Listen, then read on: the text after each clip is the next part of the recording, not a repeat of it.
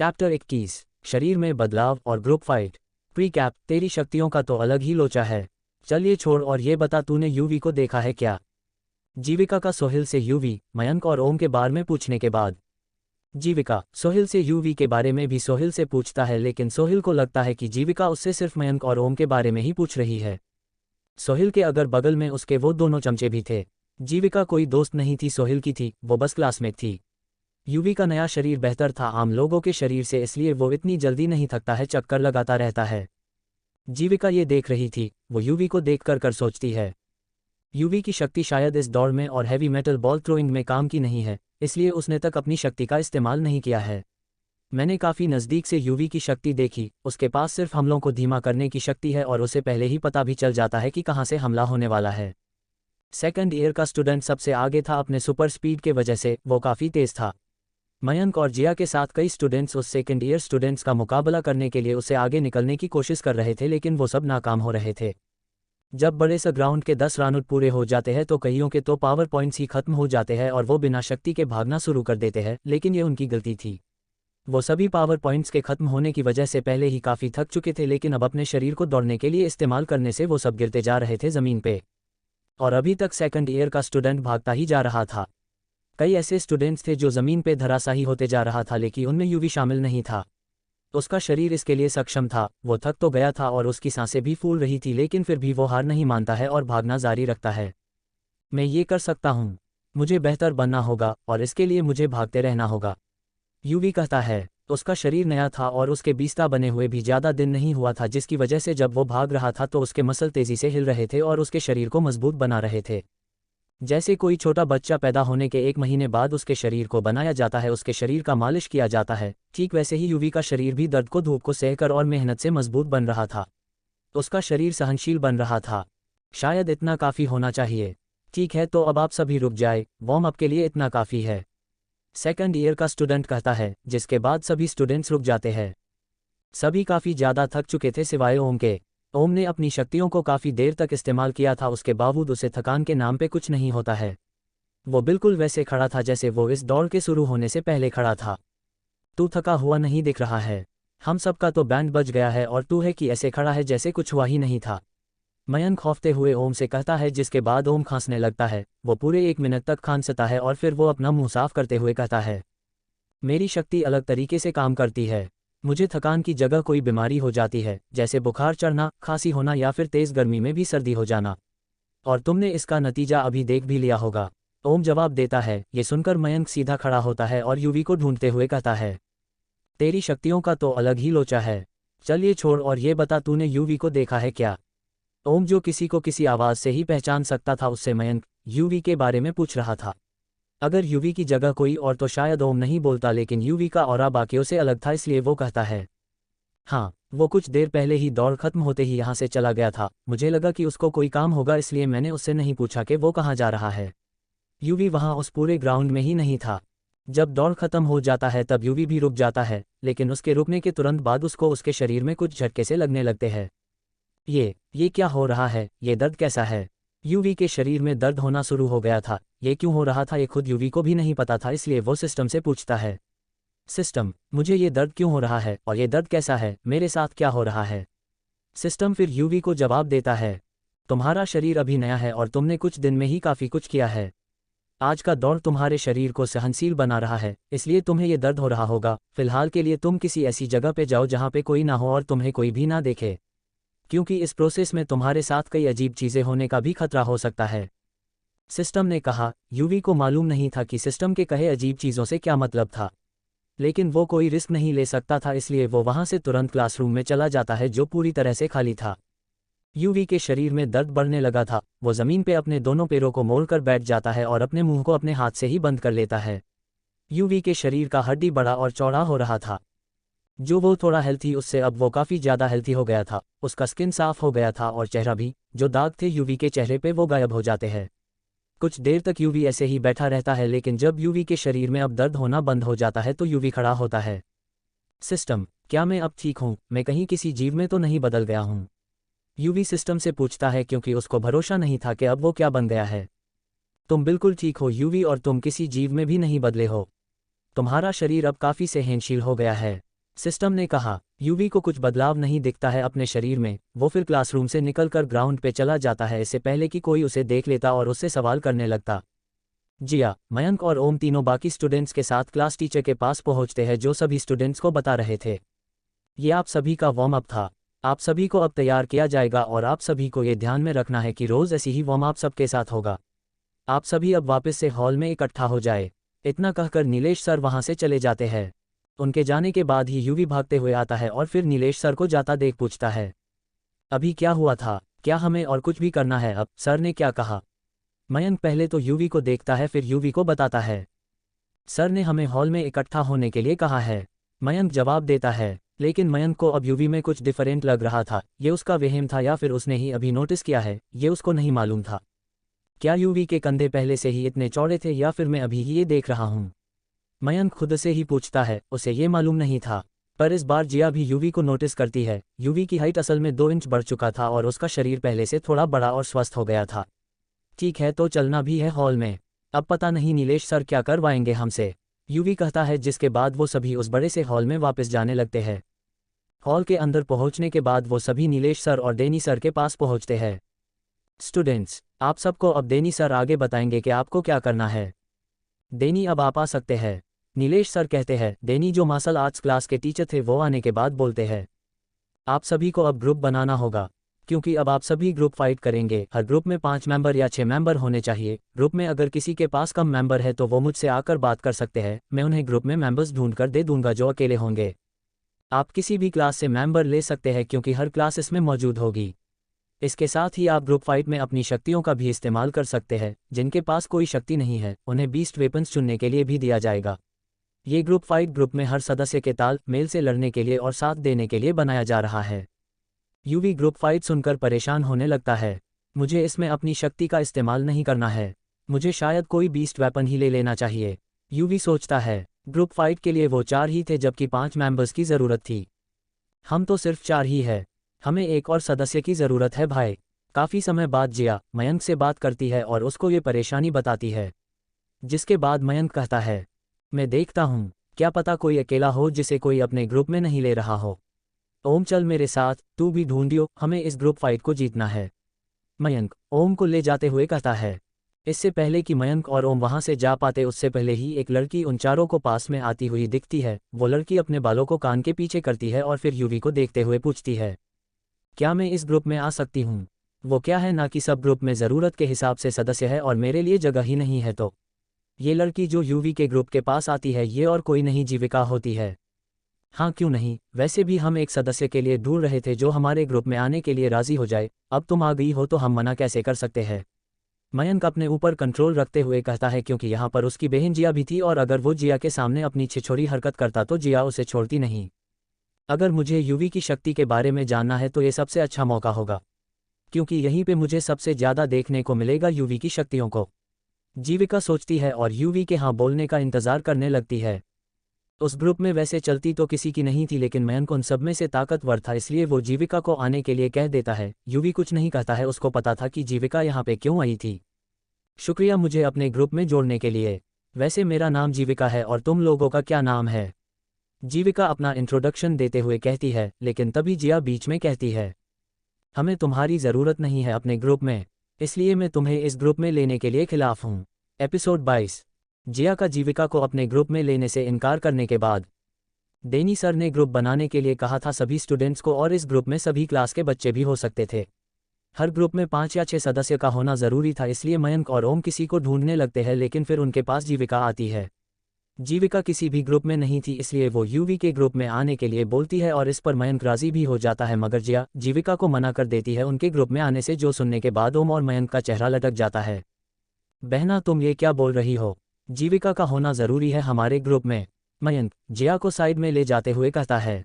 लेकिन फिर जिया मयंक को घूर कर देखती है और फिर उससे सख्त आवाज़ में कहती है, नहीं, जीविका की ज़रूरत नहीं है इस ग्रुप में, मैंने मना कर दिया है तो वो नहीं आएगी।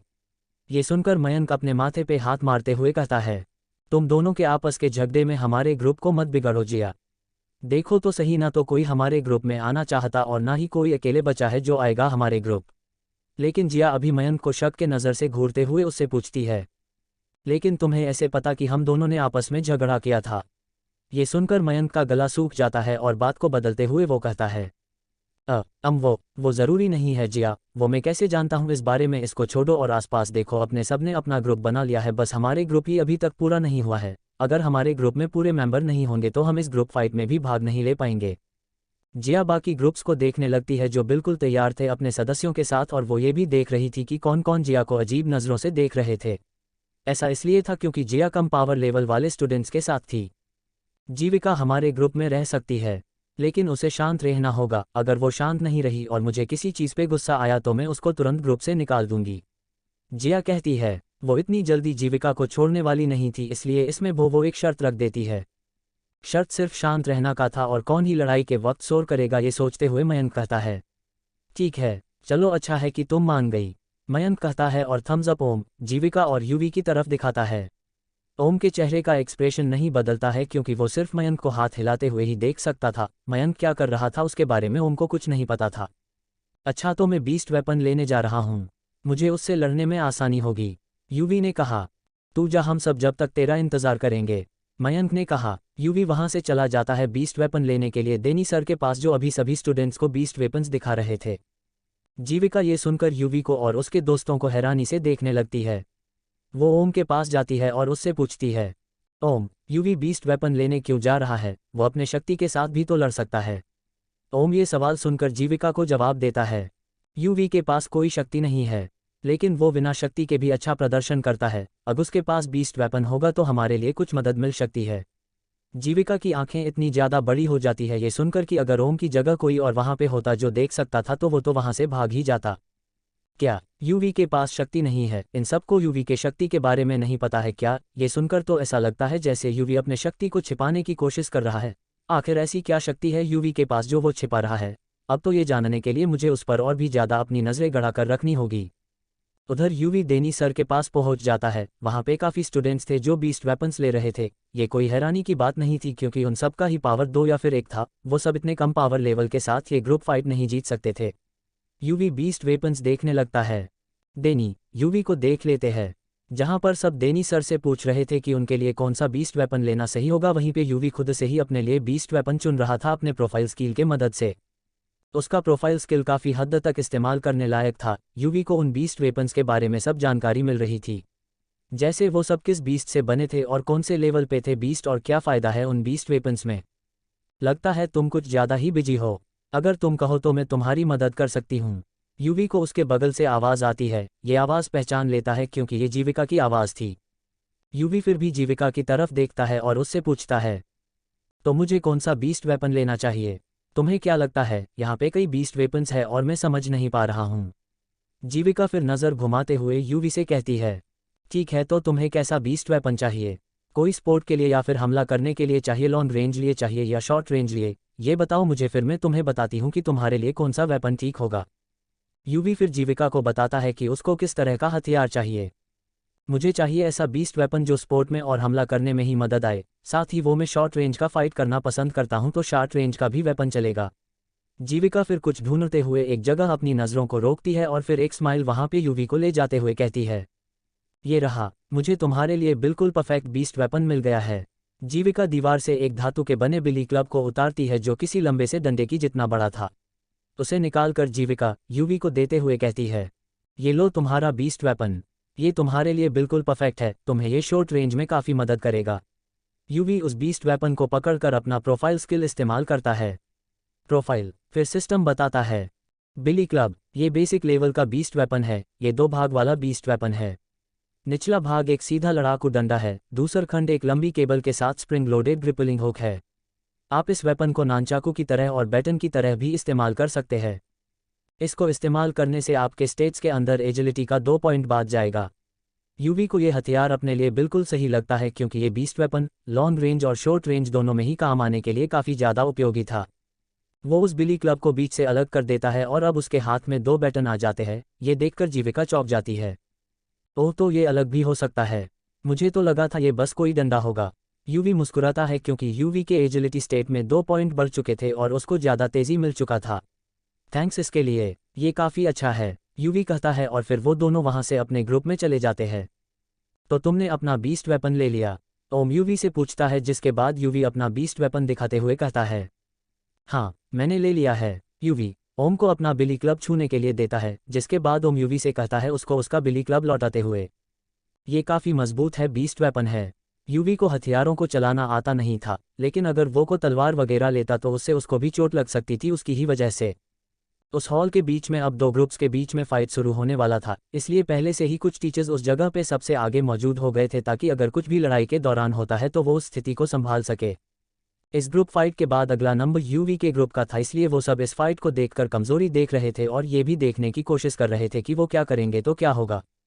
लड़ाई शुरू होती है और दोनों ग्रुप्स के बीच में शक्तियों का इस्तेमाल करना भी शुरू हो जाता है। दूर से ही सोहिल और उसके ग्रुप के लड़के मयंक और ओम को देख रहे थे। जीविका भी इनके साथ है। पता नहीं वो क्यों उनके ग्रुप में चली गई है, लेकिन कोई बता नहीं। जीविका खुद इतनी समझदार है कि जब मुसीबत आएगी तो वो सबसे पहले अपना बचाव करेगी। उनके पूरे ग्रुप को जख्मी करना है और वो भी सफाई से, इसलिए कोई भी टीचर्स के नज़रों में नहीं आएगा। सोहिल ने कहा। उसके ग्रुप में भी 5 ही मेंबर्स थे।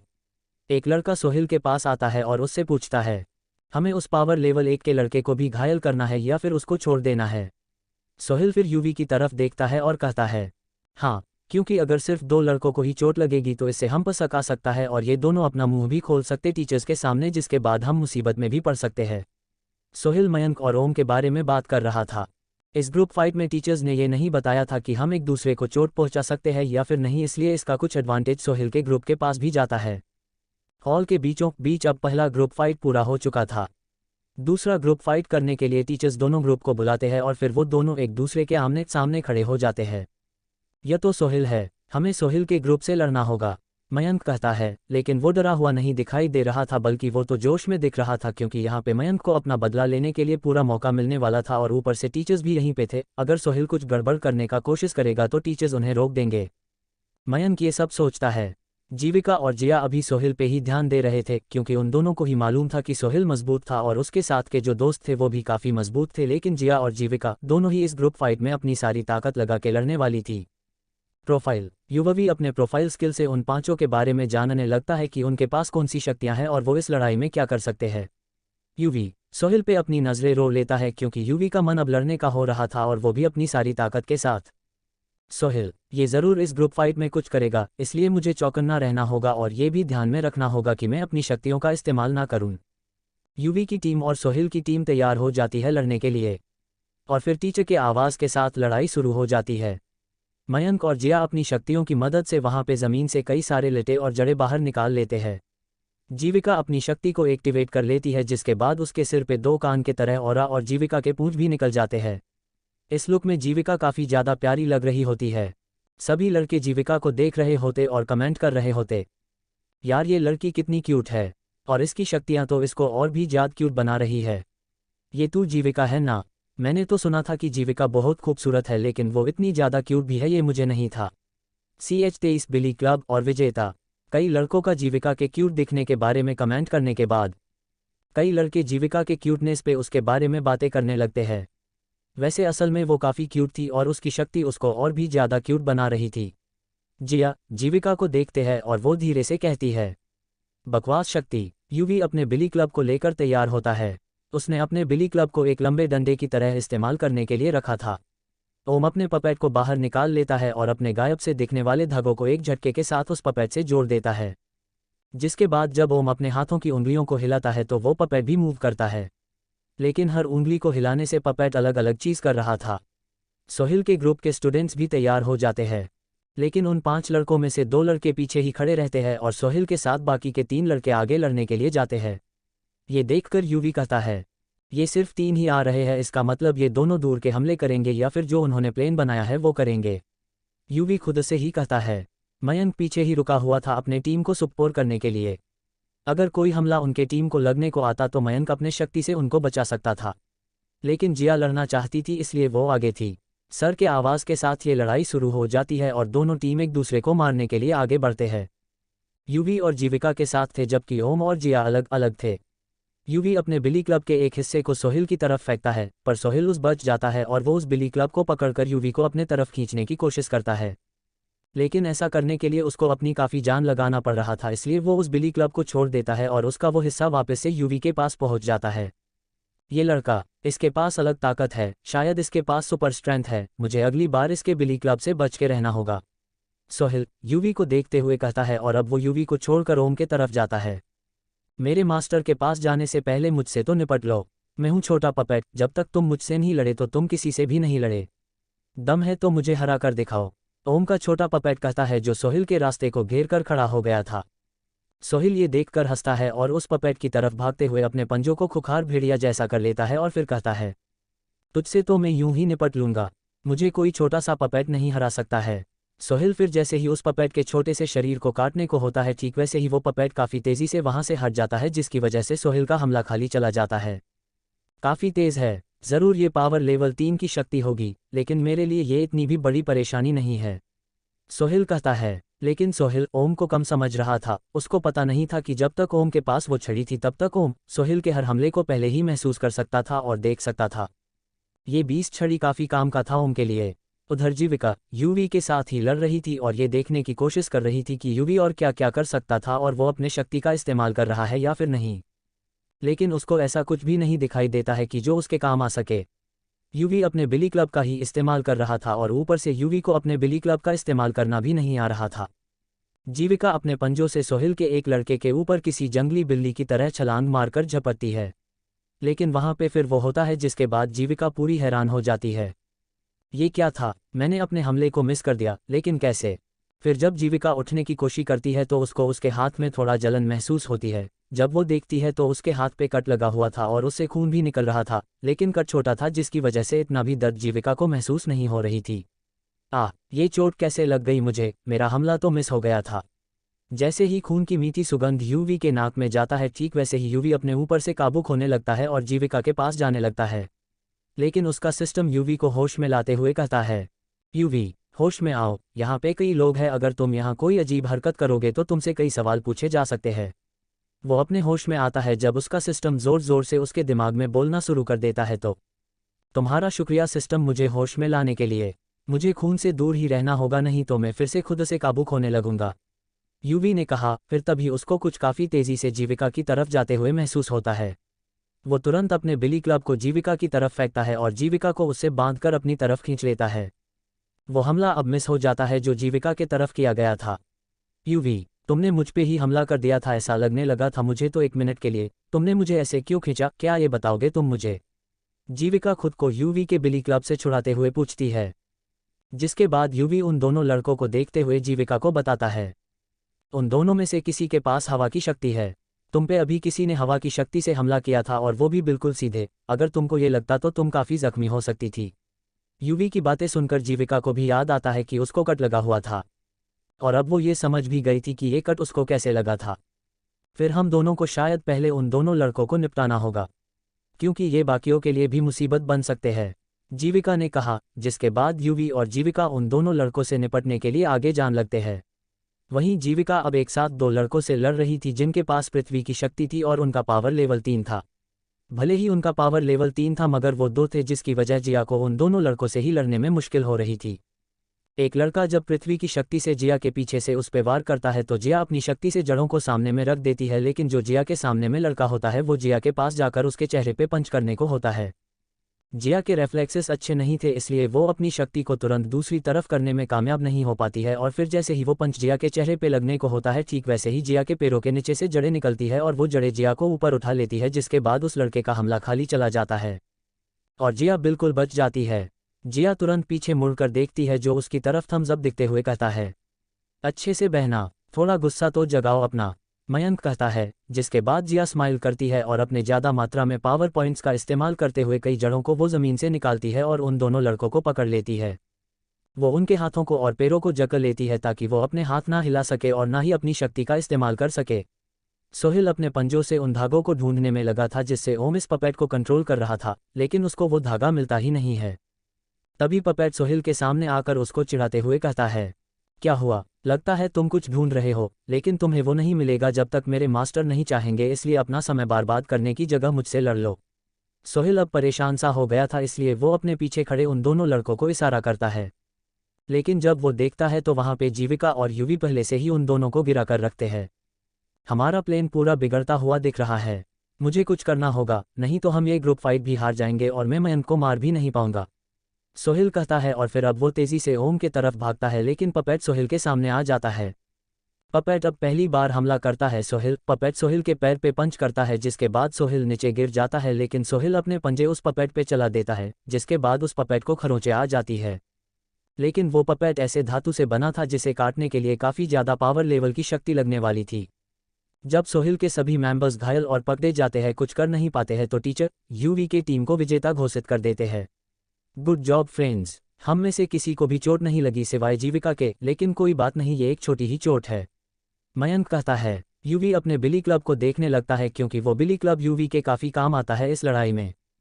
ये काफ़ी अच्छा है, मैं टीचर से बात करूंगा ये हथियार को उधार लेने के लिए, ये मेरे काफ़ी काम आ सकता है, यूवी मन ही मन कहता है। सोहिल के ग्रुप के मेंबर्स को डॉक्टर हील कर रहे थे। यूवी तभी देखता है कि डेनी सर स्टूडेंट से उनका बीस्ट वेपन जमा कर रहे थे। ये देखकर यूवी तुरंत डेनी सर के पास जाता है और उनसे पूछता है, सर क्या मैं इस बिली क्लब को उधार ले सकता हूं? अगर आप बुरा ना माने तो मैं इसे कुछ दिन के बाद आपको बिल्कुल सही सलामत लौटा दूंगा। डेनी यूवी को देखते हैं और फिर कहते हैं, तुम इसे ले सकते हो। ये सुनकर यूवी खुश हो जाता है और कहता है, आपका शुक्रिया, मैं इसे जल्द ही लौटा दूंगा। इतना कहकर यूवी वहां से चला जाता है और अपने ग्रुप के पास आ जाता है। जिया सबसे दूर थी और बाकियों के लड़ाई को देख रही थी। उसे फालतू के बातों में और दोस्त वगैरह बनाना बिल्कुल भी पसंद नहीं था। दूसरी तरफ सोहिल यूवी को देख रहा था काफ़ी गुस्से से भरी नज़रों के साथ। वो कहता है, इस लड़के को मैंने कम समझ लिया था, लेकिन अब आज रात में इसको इतना मारूंगा जिसके बाद वो कभी अपनी नज़रें भी नहीं उठा पाएगा मेरे सामने। एपिसोड 24 सोहिल का ग्रुप फाइट हार जाने के बाद सोहिल और उसकी टीम हील हो रही थी डॉक्टर से। यूवी की टीम बड़ी खुश थी क्योंकि उन्होंने उस शख्स को हराया था ग्रुप फाइट में जिससे मयंक और ओम ने दुश्मनी मोल ली थी। सोहिल यूवी को ही देख रहा था क्योंकि उसके वजह से ही सोहिल ये ग्रुप फाइट हारा था। सोहिल का प्लान था कि वो अपने हवा के शक्ति वाले यूजर्स को पीछे रखेगा और वो दोनों ठीक मयंक की तरह ही बीच बीच में एयर स्लैश से काफ़ी तेज़ गति में सोहिल के बाकियों पे हमला करेंगे, लेकिन यूवी ने जीविका के साथ मिलकर उन दोनों को पकड़ लिया था और साथ ही सोहिल ओम को भी नहीं हरा पा रहा था जो पावर लेवल 3 पे था, जबकि सोहिल उससे एक पावर लेवल ऊपर था। सोहिल आज रात को उसे पकड़कर उसको काफ़ी मारने का प्लान बनाता है। अब बाकी की क्लास की होने वाली थी क्योंकि क्लास का समय अब खत्म हो चुका था। चाहे कुछ भी कहो, लेकिन आज मज़ा सच में काफ़ी आया। ये ट्रेनिंग इतना भी मुश्किल नहीं था जितना नीलेश सर इसे बना रहे थे। मुझे तो लग रहा था कि मैं ये ट्रेनिंग तक ही नहीं कर पाऊंगा। मयंक मज़े से स्कूल में बाकियों के साथ घूमते हुए अपनी तारीफ करते हुए कहता है।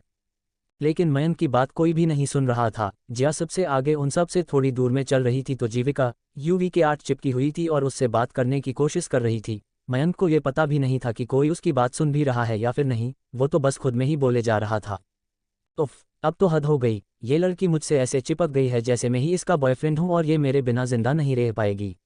यूवी जीविका से परेशान होकर कहता है। तभी उसका सिस्टम यूवी से कहता है, तुम बिना ही किसी एफर्ट के इस लड़की को अपनी गर्लफ्रेंड बना सकते हो। वैसे भी सभी लड़कों को ये तुम्हारी गर्लफ्रेंड ही लगती है।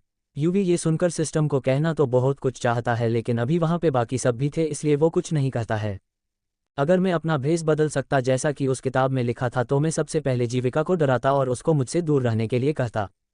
माना कि जीविका काफ़ी क्यूट है लेकिन वो मेरे टाइप की नहीं है, वो काफ़ी चिपकू है। अभी तो ये बस मेरे बारे में जानना चाहती है तब इतना चिपक रही है। अगर मैं इसका बॉयफ्रेंड बन गया तब तो ये मुझे खुद से ही चिपका के रखेगी और कहीं जाने तक भी नहीं देगी।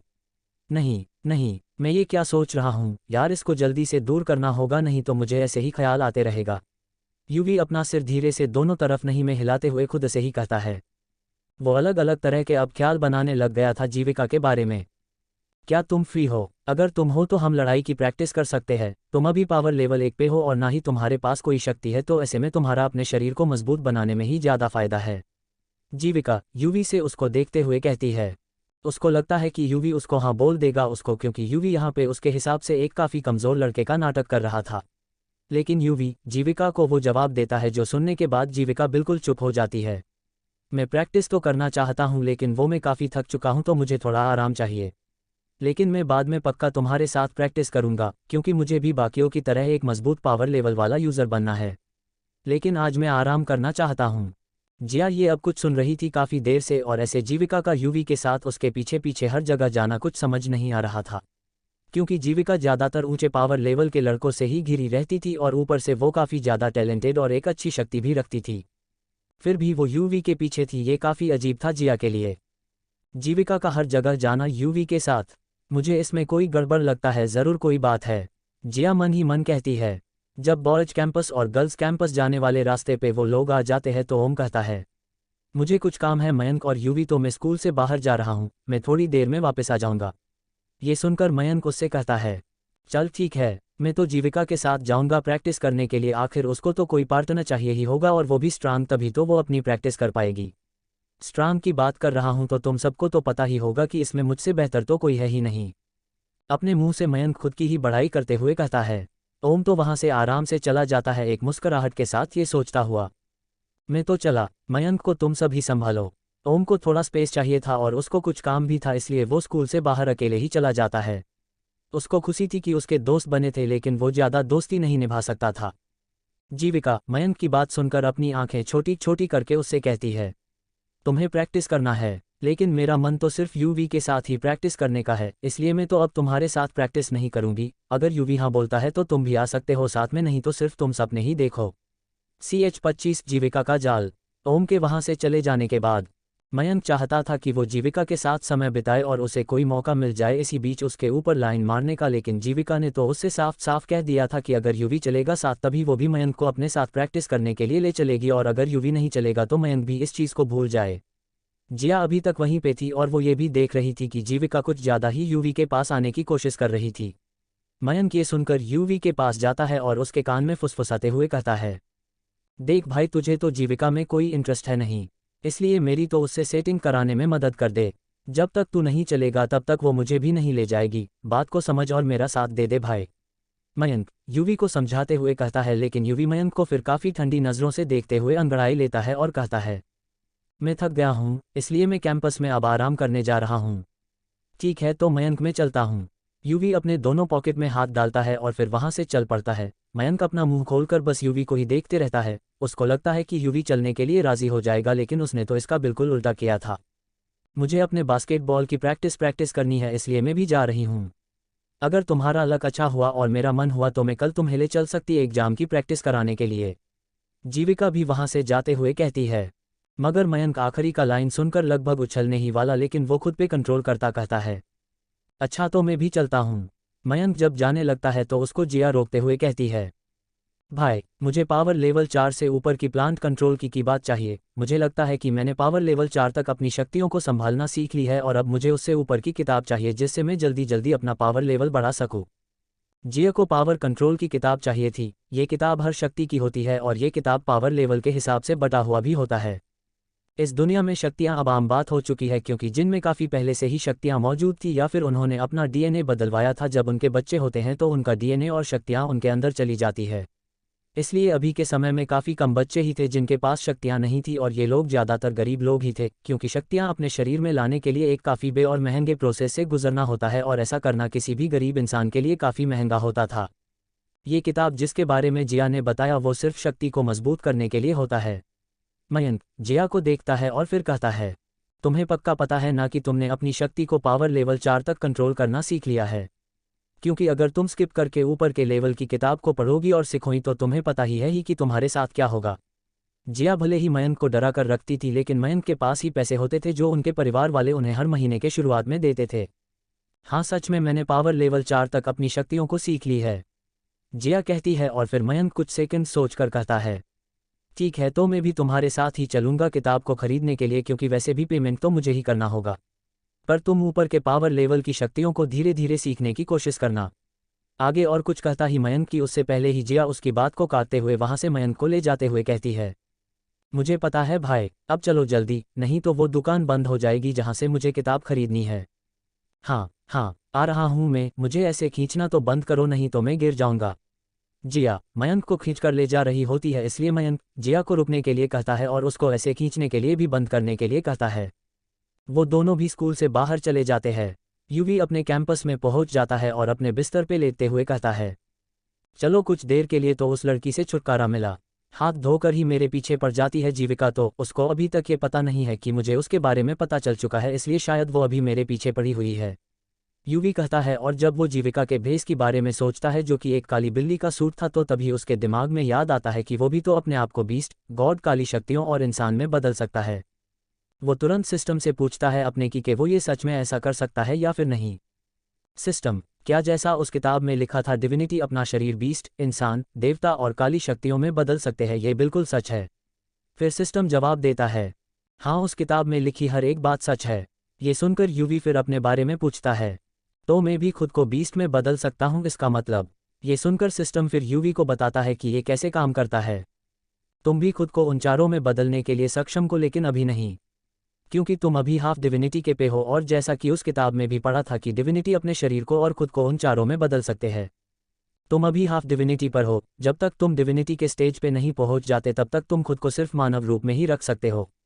ये जानकर उसको समझ आ जाता है कि ये जितना आसान लगता है या फिर दिखता है, ये उतना है नहीं। वो फिर अपने बैग से द डिविनिटी किताब को निकालता है और दूसरा अध्याय निकालता है। उसने पिछली बार पहला अध्याय पढ़ा था और उसमें उसने अपने बारे में जाना था कि वो क्या है और ये डिविनिटी होता क्या है। वो दूसरा अध्याय निकालता है। उस अध्याय का नाम होता है पहला स्टेज, हाफ डिविनिटी और शक्तियाँ। हाफ डिविनिटी, ये किताब तो किसी शक्ति ग्रंथ की तरह लगता है, बस ये बाकी सब शक्ति ग्रंथ से थोड़ा अलग है। उन सब में अपने पावर लेवल और ताकत को बढ़ाने के बारे बताते हैं, और इसमें वो जानकारी है जिसकी ज़रूरत मुझे पड़ सकती है, यूवी ने कहा, और फिर पढ़ना शुरू कर दिया। ये अध्याय हाफ डिविनिटी और उसके सारे स्टेज के बारे में है, साथ ही इस अध्याय में हाफ डिविनिटी की शक्तियाँ भी पता चलेंगी। हाफ डिविनिटी एवोल्यूशन का पहला स्टेज होता है, और ऐसे ही कई स्टेज आते हैं जो डिविनिटी को उसके शक्तियों और उसके मजबूत होते होते मिलता है। हाफ डिविनिटी का अपने शक्तियों पे काबू नहीं रहता है, वो अपनी शक्तियां हद से ज़्यादा इस्तेमाल करते हैं, जिसकी वजह से कभी कभार हाफ डिविनिटी थक जाते हैं और आगे लड़ाई नहीं कर पाते। ये एक तरह से बेकाबू शक्तियां होती है, लेकिन उनकी शक्तियां बेकाबू तब से होना शुरू होती है जब वो अपने कुछ ताकतें खोल लेते हैं। ये किताब यूवी को अब डरा रहा था, क्योंकि उसको पता था कि इस किताब में बेकाबू शब्द से क्या मतलब था। बेकाबू से कहीं इस किताब का मतलब ये तो नहीं है कि मैं अपनी शक्तियां किसी पे भी और कभी भी इस्तेमाल करने लग जाऊंगा। अगर ऐसा हुआ तो ये तो पक्का है कि मैं जल्द ही मारा जाऊंगा। यूवी की बात सुनकर सिस्टम उसको जवाब देता है, यूवी, तुम्हें इतना ज़्यादा सोचने की ज़रूरत नहीं है। तुम अभी तक काफ़ी अच्छे से अपनी शक्तियों को छिपाते हुए आ रहे हो, भले ही सिर्फ कुछ दिन हुए हो, और इसमें यह भी तो लिखा है कि जब तक तुम्हारे कुछ ताकतें नहीं खुल जाते तब तक तुम बेकाबू नहीं होगे। तुम्हारे पास अभी वक्त है खुद के इस नए शरीर को जानने के लिए और इस शरीर को अपने हिसाब से चलाने के लिए।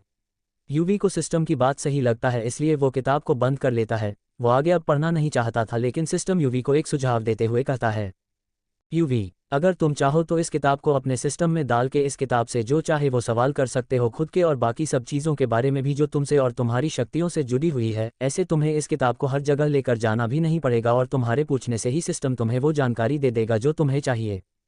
ये सुनकर यूवी हैरान हो जाता है, लेकिन ये हैरानी इतनी बड़ी नहीं थी। उसको ये तो पता ही था कि उसका सिस्टम ऐसे कई अनोखे काम कर सकता है, और बस उन अनोखे कामों में से एक था। मैं तैयार हूँ, तो मुझे करना क्या होगा इस किताब को अपने सिस्टम में डालने के लिए? यूवी पूछता है, जिसके बाद उसका सिस्टम उसको बताता है, इस किताब को छुओ, सिस्टम तुम्हें खुद ही बता देगा कि आगे क्या करना है। यूवी फिर वैसा ही करता है और किताब को पकड़ लेता है। उसके किताब को पकड़ते ही उसको सिस्टम से नोटिफिकेशन मिलता है, एक किताब मिली है, द डिविनिटी। ये किताब शक्ति के बारे में जानने के लिए है, और ये किताब आपके शक्ति ये मेल खाती है, तो क्या आप इस किताब को अपने सिस्टम में डालना चाहेंगे? फिर यूवी कहता है, हाँ, मैं इस किताब को अपने सिस्टम में डालना चाहता हूँ। इतना कहने के बाद ही वो किताब अब धीरे धीरे करके यूवी के हाथ से गायब होने लगता है। वो किताब टूटने लगता है कई कणों में, और फिर वो कण गायब हो जाते हैं। किताब को सिस्टम में डाल दिया गया है। यूवी को सिस्टम से नोटिफिकेशन मिलता है, जिसके बाद उसको ये पता चल जाता है कि सिस्टम में वो किताब पहुंच चुका है। यूवी जब अपने बिस्तर से उतरकर सिस्टम से कुछ पूछने को होता है तो उसके कानों में किसी के कदमों की आवाज़ सुनाई देता है, और साथ ही उसके नाक में एक परफ्यूम की सुगंध भी जाता है। ये परफ्यूम तो जो मैं सोच रहा हूँ कहीं वो तो नहीं है, लेकिन वो और यहाँ पे कैसे?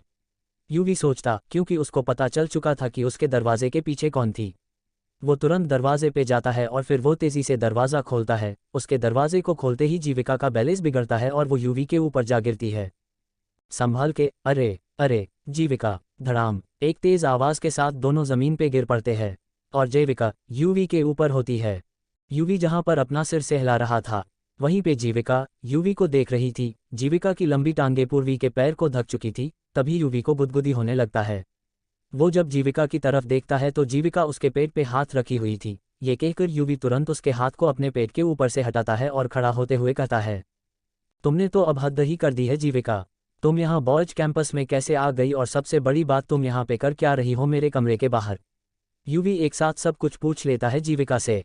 लेकिन तभी यूवी को उसके दरवाजे के बाहर कोई लड़का दिखाई देता है जो आंखें फाड़कर मुंह खोलकर हैरानी से उन दोनों को ही देख रहा था। यूवी उस लड़के को देखकर जैसे ही आगे बढ़ता है ठीक वैसे ही वो लड़का वहां से जाते हुए कहता है, मैंने कुछ नहीं देखा, तुम दोनों जो कर रहे थे वो करो, मैं किसी को नहीं बताऊंगा।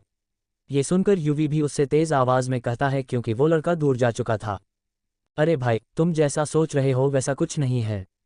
लेकिन इससे पहले ही वो लड़का वहां से चला जाता है। यूवी वापस से कमरे में आता है और जीविका को देखते हुए उस पे बरसते हुए कहता है, ग्रेट, वाह क्या बात है, अब तो बॉयज कैंपस में किसी लड़के ने हम दोनों को एक साथ देख लिया और वो भी अकेले। अब वो पक्का जाकर टीचर को कंप्लेन कर देगा और हम दोनों को ही पनिशमेंट मिलेगा। अब मैं तुमसे जानना चाहता हूं कि तुम ये बताओ, तुम मेरे दरवाजे पे कान लगाकर क्या सुनने की कोशिश कर रही थी?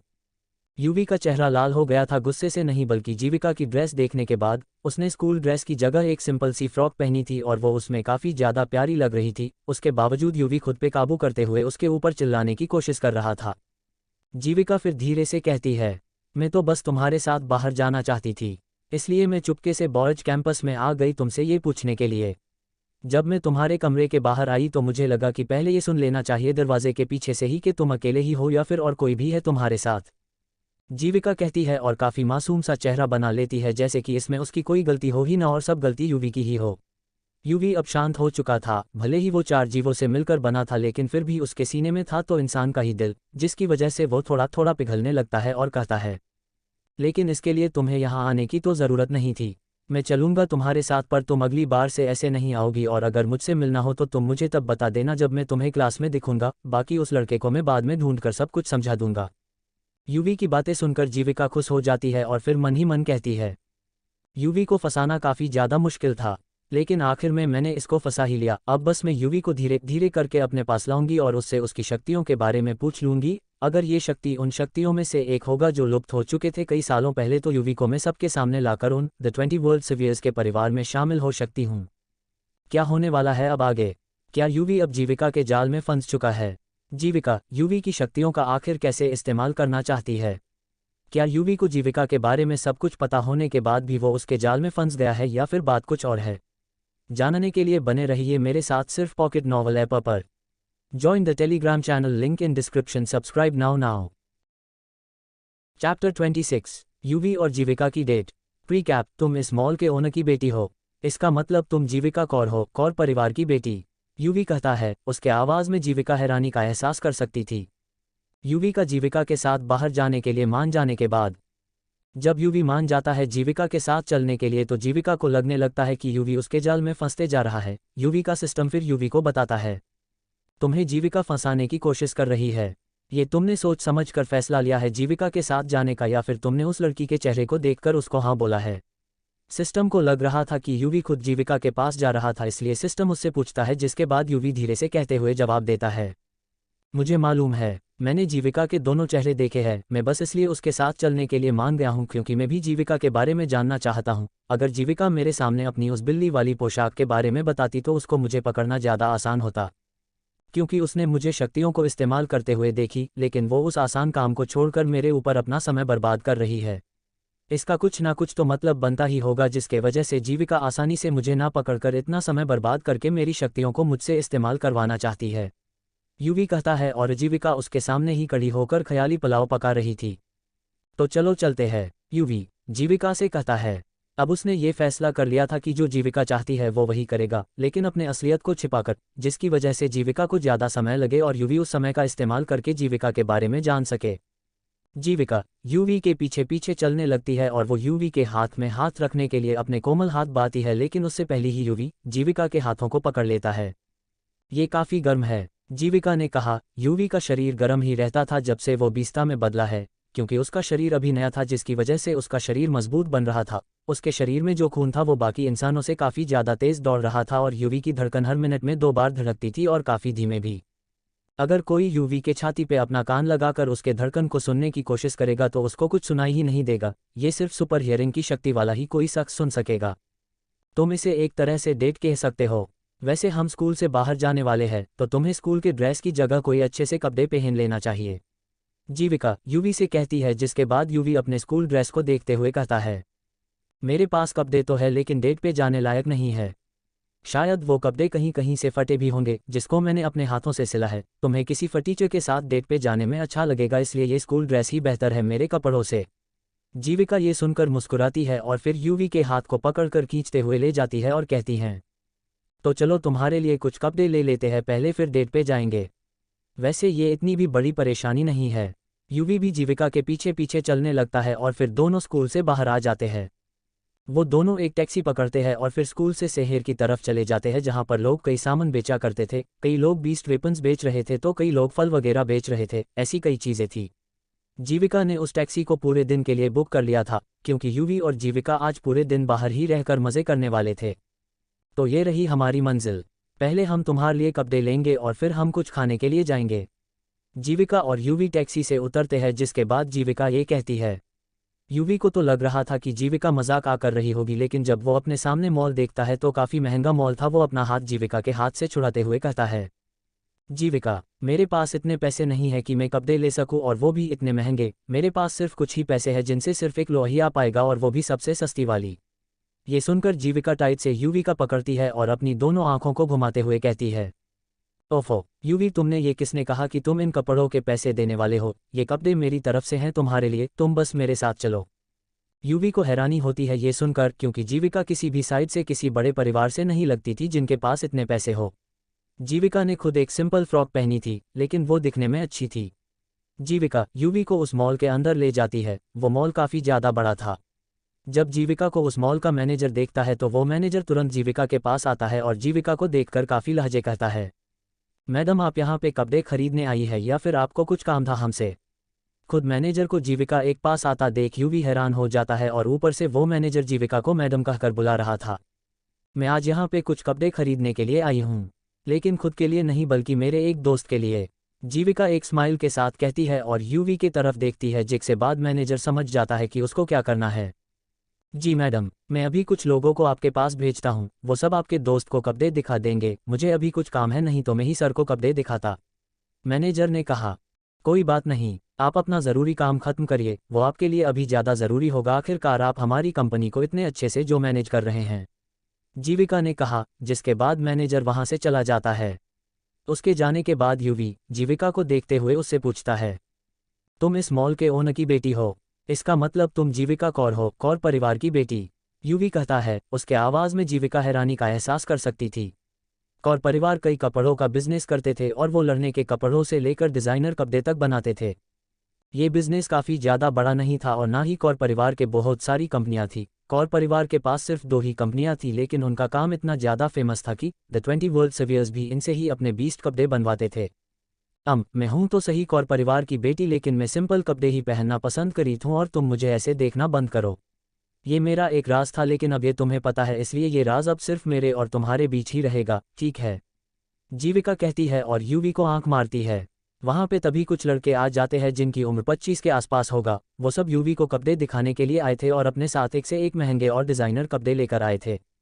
कई रंग बिरंगे कपड़े भी थे, पर यूवी हिचकिचा रहा था। वो कहता है, जीविका मैं तुमसे इतने महंगे कपड़े नहीं ले सकता हूँ, ये ठीक नहीं है। मैं ये कपड़े खुद के पैसों से लेने चाहता हूँ, ना कि किसी दोस्त से। इतने महंगे कपड़े तो बिल्कुल भी नहीं ले सकता, यूवी ने कहा। जिसके बाद वो लड़के यूवी को देखने लगते हैं और मन ही मन कहते हैं, ये लड़का कितना बेवकूफ़ है। जीविका मैडम ने किसी पावर लेवल 1 के लड़के को अपना दोस्त बनाई है और इस लड़के को इतना भी नहीं पता है कि वो ऐसे कपड़े अपने पूरी ज़िंदगी के पैसे बचाकर भी नहीं खरीद पाएगा। इसकी जगह में होता तो मैं आराम से कपड़े ले लेता। वो लड़के सोचने लगते हैं और अलग नज़रों से देखने लगते हैं यूवी को।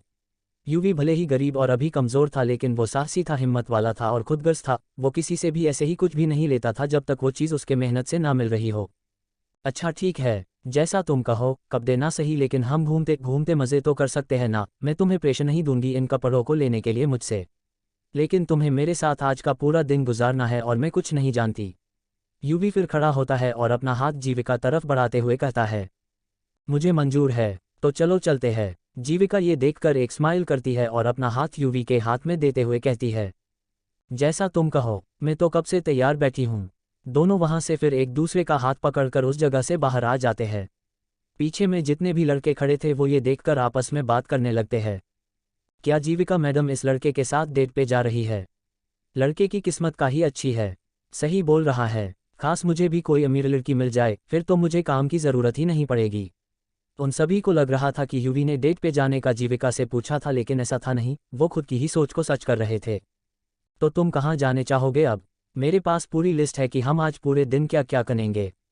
जीविका पूछती है। वैसे उन दोनों की उम्र बराबर ही थी और वो दोनों ही 16 साल के थे। छोटी उम्र थी लेकिन फिर भी उम्र से डेट करना थोड़ी ना शुरू करते हैं। मैं सबसे पहले कुछ खाना पसंद करूंगा, कुछ टेस्टी। ठीक है तो चलो मैं तुम्हें एक रेस्टोरेंट में ले चलती हूँ।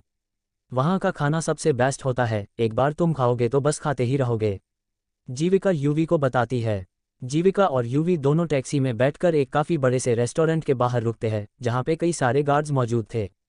मैडम और सर आप पहले अपना पास दिखाए, तभी आप दोनों को अंदर जाने को मिलेगा। बाहर में खड़ा एक गार्ड कहता है। जिसके बाद जीविका एक कार्ड निकालती है और फिर मशीन में स्वाइप करती है। ऐसा करते ही एक छोटे से स्क्रीन पे जीविका का चेहरा दिखाई देता है जो मशीन से ही जुड़ा हुआ था। ये मेरे साथ है। जब जीविका अंदर चली जाती है और यूवी बाहर ही रह जाता है तो जीविका उन गार्ड से कहती है, जिसके बाद वो गार्ड्स यूवी को अंदर जाने देते हैं। ये रेस्टोरेंट तो काफ़ी बड़ा और लग्जरी है, यूवी धीरे से कहता है। जिसके बाद जीविका यूवी को पकड़कर एक टेबल पे ले जाती है और दोनों एक दूसरे के आमने सामने बैठ जाते हैं, एक सोफे जैसी टेबल पे। वेटर। जीविका वेटर को आवाज़ लगाती है, जिसके बाद एक वेटर तुरंत वहां पे पहुंच जाता है सुपर स्पीड की शक्ति से। जी मैडम और सर, आप दोनों क्या लेना पसंद करेंगे? वेटर पूछता है। जिसके बाद जीविका बताती है उस वेटर को, हम दोनों के लिए यहाँ का बेस्ट आइसक्रीम और बेस्ट डिश लेकर आओ। जी मैडम। वेटर ऑर्डर लेता है और उसके ऑर्डर लेने के कुछ सेकंड्स बाद ही वो वेटर वहाँ पे ऑर्डर लेकर आ जाता है और कहता है, ये लीजिए मैडम और सर आपका ऑर्डर। इतना कहकर वो वेटर वहाँ से चला जाता है। यूवी तो उस वेटर के सुपर स्पीड को देख रहा था। इस वेटर के पास ज़रूर पावर लेवल 8 की शक्ति होगी या फिर उससे भी ऊपर। पावर लेवल 8 जो घड़ी में नहीं रजिस्टर किया जा सकता था, इसीलिए ये पता लगाना काफ़ी मुश्किल था कि उस वेटर के पास कितने लेवल की शक्ति होगी। जीविका फिर चम्मच से आइसक्रीम को खाते हुए कहती है, ये काफ़ी ठंडा और अच्छा है, शायद ये वैनिला फ्लेवर है एक तरफ और एक तरफ चॉकलेट फ्लेवर है। यूवी तुम भी खाकर देखो, तुम्हें भी ये काफ़ी अच्छा लगेगा। यूवी और जीविका के एक रेस्टोरेंट में पहुंच जाने के बाद जीविका यूवी को आइसक्रीम टेस्ट करने के लिए कहती हैं, क्योंकि वो आइसक्रीम काफ़ी ज़्यादा अच्छी होती है। ठीक है मैं खाकर देखता हूँ। यूवी इतना कहकर जैसे ही चम्मच को उठाने के लिए अपना हाथ आगे बढ़ाता है, उससे पहले ही जीविका यूवी के बगल में बैठ जाती है। फिर उस आइसक्रीम के ग्लास के कप को उठाती है, फिर एक हाथ से अपने बालों को पीछे करते हुए यूवी के पास आइसक्रीम की चम्मच आगे बढ़ाती हुए कहती है, लगता है तुम भूल गए हो कि ये हमारी एक डेट है, इसलिए मैं तुम्हें खिलाऊंगी आइसक्रीम, अब जल्दी से अपना मुंह खोलो। जीविका ने कहा। जिसके बाद यूवी अपना मुंह खोलता है और वो ठंडी ठंडी आइसक्रीम यूवी के मुंह में चली जाती है। यूवी को वो आइसक्रीम काफ़ी ज़्यादा ठंडी लगती है, क्योंकि उसका शरीर काफ़ी वक्त से गर्म था और जब एक बार में ही इतनी ठंडी आइसक्रीम उसके मुंह में चली गई तो वो अपनी आंखें बंद कर लेता है। ये देखकर जीविका उससे से पूछती है, तो कैसी है, अच्छी है ना? यूवी अपनी आंखें खोलता है और एक बनावटी स्माइल के साथ जीविका से कहता है, हाँ ये सच में काफ़ी ज़्यादा अच्छी है। यूवी कहता है लेकिन ये झूठ था, क्योंकि उसके जीभ पे किसी भी चीज़ का फ्लेवर नहीं आया था, उसको सिर्फ ठंडक का एहसास हुआ था और कुछ नहीं। यूवी पूरी तरह से इस बीच भूल ही चुका था कि वो कोई इंसान ना होकर अब बीसता है। यूवी को भूख बिल्कुल भी नहीं लगी थी, क्योंकि उसका एचपी पूरी तरह से भर रखा था, लेकिन उसके पेट में खानों के लिए काफ़ी ज़्यादा जगह था। इससे पहले कि जीविका खाना भी उसको अपने हाथ से खिलाना शुरू करती, उससे पहले ही यूवी झट से चम्मच उठाकर खाना शुरू कर देता है। बच गया। जीविका इतनी ज़्यादा प्यारी है कि उसका चाम मेरे ऊपर होना शुरू हो चुका था, कहीं मैं नाटक में ही जीविका को किश विश ना कर दूँ। मैं नहीं चाहता कि मेरी पहली किश में किसी ऐसी लड़की को करूँ जिसे मैं पसंद तक नहीं करता हूँ। यूवी खुद से ही कहता है। जीविका तो यूवी को ही देखकर पूरी एक्टिंग में घुस चुकी थी। यूवी का सिस्टम अपनी हंसी रोक नहीं पाता है और यूवी से कह ही देता है, जीविका तो ऐसी लग रही है जैसे वो तुम्हें सच में काफ़ी पसंद करती हो। तुम्हें जीविका का सच मालूम नहीं होता तो तुम अभी तक जीविका के जाल में फंस ही चुके होते। लेकिन कुछ भी कहो, जीविका अच्छे से जानती है कि किसी लड़के को इम्प्रेस कैसे किया जाता है, सिस्टम ने कहा। जिसके बाद जब यूवी भी जीविका को देखता है तो उसकी खांसी छूट जाती है। उसको खांसता देख जीविका तुरंत उसको पानी पिलाती है। पानी पीने के बाद यूवी जीविका से पूछता है, तुम मुझे ऐसे क्यों देख रही हो? अगर तुम मुझे ऐसे ही देखती रहोगी तो मैं खा नहीं पाऊंगा। यूवी कहता है। जिसके बाद जीविका पीछे जाकर बैठते हुए कहती है, ठीक है मैं तुम्हें अब नहीं देखूंगी। वो दोनों अब अपना खाना खत्म करते हैं और फिर वहां से निकल जाते हैं। उधर ओम अपनी शक्तियों को एक्टिवेट करके अपने पपेट को बाहर निकाल लेता है। वो दोनों एक स्टोर के अंदर जाते हैं, जहाँ पे सिर्फ एक बूढ़े आदमी के अलावा और कोई भी नहीं बैठा होता है। अरे ओम, और तुम्हारा पपेट कैसा है? दोनों का काफ़ी समय बाद यहाँ पे आना हुआ। वो बूढ़ा आदमी कहता है और फिर जब वो स्कूल की यूनिफॉर्म देखता है तो वो मुस्कुराते हुए ओम से कहता है, तुम अब WT स्कूल में पढ़ते हो। वाह, ये तो काफ़ी अच्छी बात है। वैसे तुम दोनों यहाँ पे किस लिए आए हो? ये सुनकर ओम जवाब देता है, मैं यहाँ पे अपने पपेट को ठीक कराने के लिए आया हूँ। मैंने कहीं और जाने का सोचा था, लेकिन जब आपने मुझे ये पपेट दिया था तो आप ही इस पपेट को ठीक कर पाएंगे, ये सोचकर मैं आपके पास ही आ गया। तुमने अच्छा किया कि मेरे पास आ गए, क्योंकि बाकी के दुकानों में तुम्हें सिर्फ टेक्नोलॉजी वाले पपेट ही देखने को मिलेंगे और वो मेरे इस पपेट को ठीक भी नहीं कर पाते। चलो दिखाओ तुम्हारे पपेट को कि उसमें क्या ठीक करना है। बूढ़ा आदमी कहता है, जहाँ पे ओम आया था वो एक पपेट स्टोर था जो कि काफ़ी ज़्यादा पुराना था। अभी के ज़माने में बाकी पपेट्स रोबोट्स की तरह काम करते थे और उनमें अलग अलग तरह के वेपन्स होते थे, पर इस बूढ़े आदमी के पपेट की बात ही अलग थी। जो ये बूढ़ा आदमी पपेट बनाता था वो एक खास तकनीक से बनता था जो खासकर बीस्ट वेपन्स बनाने के लिए इस्तेमाल किए जाते थे। इसलिए इनके हर पपेट में अलग अलग खूबियाँ होती थी और साथ ही स्किल भी। जो ओम के पास पपेट था उसके पास स्ट्रेंथ और स्पीड था। साथ ही इनके पपेट्स बात भी कर सकते थे जो बाकी के पपेट्स नहीं कर सकते थे। ये लीजिए, वैसे आपका शुक्रिया मुझे इस पपेट को देने के लिए। मेरा ये पपेट लड़ाई में काफ़ी ज़्यादा काम आता है। ओम कहता है। वो बूढ़ा आदमी ओम के हाथ से पपेट ले लेता है और फिर देखने लगता है। इसमें तो सिर्फ खरोंचे ही आए हैं। इसको तुम भी चाहो तो ठीक कर सकते थे। मैं तुम्हें एक डिवाइस दे देता हूं ताकि तुम्हें ऐसी छोटी छोटी चीज़ों के लिए मेरे पास आने की ज़रूरत ना पड़े। वो बूढ़ा आदमी कहता है और एक मेटल की पेंसिल लेता है जिसके पीछे एक बटन था। उसको दबाने से वो पेंसिल चालू हो जाती थी और उससे एक नीली लाइट निकलती थी जिससे ऐसे खरोंचे और पपेट के आम चीज़ों को ठीक कर सकते थे। वो लाइट एक तरह से वही धातु था जो पपेट को बनाने में लगा था, इसलिए उस लाइट के पड़ते ही वो खरकोहे भरने लगती है। जो पपेट था वो बिल्कुल एक छोटे से इंसान की तरह था और उसको कपड़े भी ओम ने इंसानों के पहना रखे थे जिसकी वजह से वो ओम का छोटा भाई की तरह लगता था। ये लो, ये पेंसिल तुम्हें पपेट के छोटी छोटी चीज़ें को ठीक करने में मदद करेगी। बूढ़ा आदमी कहता है और ओम वो पेंसिल ले लेता है। शुक्रिया, आपने मेरी काफ़ी मदद की है तब से लेकर अब तक, इसलिए मैं आज आपको इसके रकम देकर जाना चाहूँगा। ओम कहता है और अपनी घड़ी से उन बूढ़े आदमी के एक चोट स्क्रीन पे पैसे भेज देता है। स्क्रीन से नोटिफिकेशन मिलता है, डिजिटल 1000 पैसे अकाउंट में भेज दिया गया है।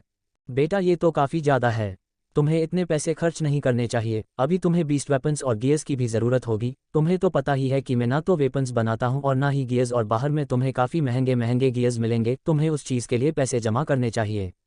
बूढ़ा आदमी कहता है, जिसके बाद ओम कहता है, आपने मेरी काफ़ी मदद की है और उन सब के लिए तो ये पैसे भी काफ़ी कम होंगे। मैंने बस आपका शुक्रिया अदा किया है और अब आप ज़्यादा मत सोचिए। तो मैं अब चलता हूँ, दोबारा फिर से आऊँगा मिलने के लिए। जब तक के लिए आप अपना ध्यान रखना। ओम फिर वहाँ से चला जाता है। वो बूढ़ा आदमी पहले तो खांसता है और फिर मुस्कुराकर कहता है, ये छोटे बच्चे भी ना कितनी जल्दी बड़े हो जाते हैं। ओम ने अपनी शक्ति को यहीं से सीखा था और उसको ये पपेट मास्टर की शक्ति भी यहीं से मिली थी, जो बाकी शक्तियों की तरह ही था लेकिन बाकी के पपेट मास्टर की शक्ति से थोड़ी सी अलग थी। अंधेरा हो जाता है और यूवी के साथ जीविका हंसते हुए बातें करते हुए स्कूल के अंदर पहुंच जाते हैं। तुमने वो सीन देखा था जिसमें हीरो उड़ते हुए विलेन को मारने के लिए जाता है, लेकिन हेरोइन ही गलती से एक रोड से हीरो की मदद करने की जगह हीरो को मार देती है और हीरो एक रोड में ही बेहोश हो जाता है। ये मूवी काफ़ी अच्छी थी, है ना? जीविका ने कहा। यूवी भी था उसके साथ, लेकिन वो उसके जैसे इतना ज़्यादा नहीं झूम रहा था। उन दोनों ने एक दूसरे का हाथ पकड़ा था, इसलिए कुछ स्टूडेंट्स उन दोनों को ही देख रहे थे और साथ ही आपस में बात करने लगते हैं। अरे ये तो जीविका है ना, लेकिन जीविका इस फटीचर के साथ क्या कर रही है? इसका लेवल भी तो देखो कितना कम है। ये दोनों डेट कर रहे हैं क्या एक दूसरे के साथ?